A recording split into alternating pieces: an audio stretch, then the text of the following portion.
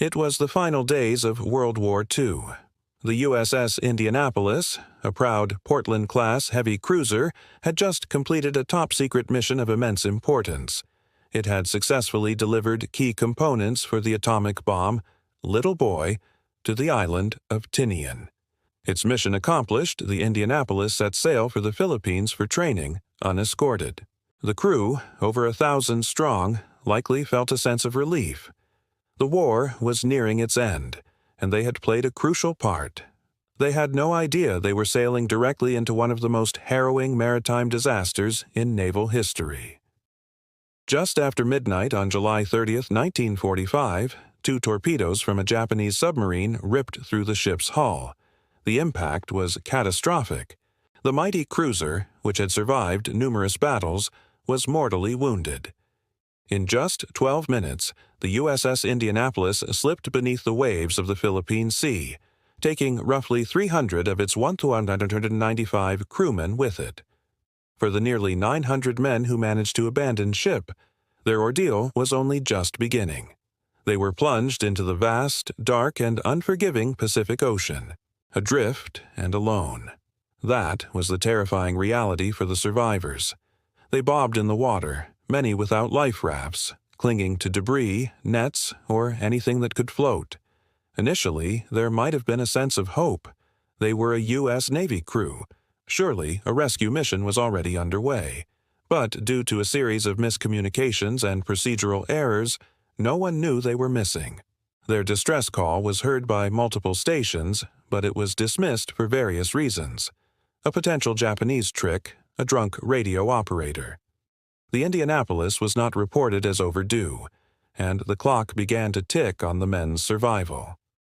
As the first sun rose, it brought with it a new, horrifying dimension to their struggle. The sharks, the explosions, the blood in the water. It was a dinner bell for hundreds of oceanic whitetips, a species known for its aggressive and opportunistic nature. The men, exhausted and vulnerable, formed groups, floating together for protection and morale. They tried to keep the injured in the center, hoping to shield them from the circling predators. But the attacks were relentless. A splash, a scream, and a man would be pulled under, gone forever. It was a constant, terrifying presence. A primal fear realized in the most brutal way imaginable. The physical torment was matched only by the psychological torture. The relentless sun beat down on them, causing severe sunburns and dehydration. The salt water, which they were desperately warned not to drink, became an agonizing temptation. Drinking it would only hasten their demise, causing delirium and organ failure. The men suffered from extreme thirst, their tongues swelling, their lips cracking. Hallucinations became common. Some men, driven mad by thirst, would shout that the ship was just below the surface, offering fresh water, and would swim down, never to return. Others saw phantom islands on the horizon, wasting precious energy trying to reach them. The line between reality and delusion blurred in the oppressive heat and desperation. Day 2 bled into Day 3.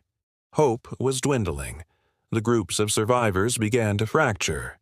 The constant fear, the lack of food and water, and the sheer exhaustion frayed their nerves. Arguments broke out over the smallest things. Some men, succumbing to despair, simply let go and slipped beneath the surface. Yet, even in this living nightmare, there were incredible acts of heroism. The ship's doctor, Lewis Haynes, despite his own exhaustion, swam from group to group, tending to the wounded, offering what little comfort he could, and urging the men not to drink the salt water. He became a beacon of hope in the heart of darkness, a testament to the resilience of the human spirit. By the 4th day, the situation was beyond grim. The number of men had been drastically reduced. Those still alive were barely clinging on, ghosts of their former selves. It seemed their fate was sealed. They would perish in this vast, watery graveyard, their sacrifice unknown. But then, a miracle. On the morning of August 2nd, a routine anti-submarine patrol flight piloted by Lieutenant Wilbur Chuck Gwynn happened to be flying over the area. He wasn't looking for them. No one was. He just happened to glance down and saw an oil slick. Curious, he circled back for a closer look and saw them. Heads bobbing in the water.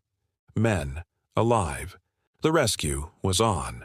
Lieutenant Gwynn immediately dropped survival supplies and radioed for help.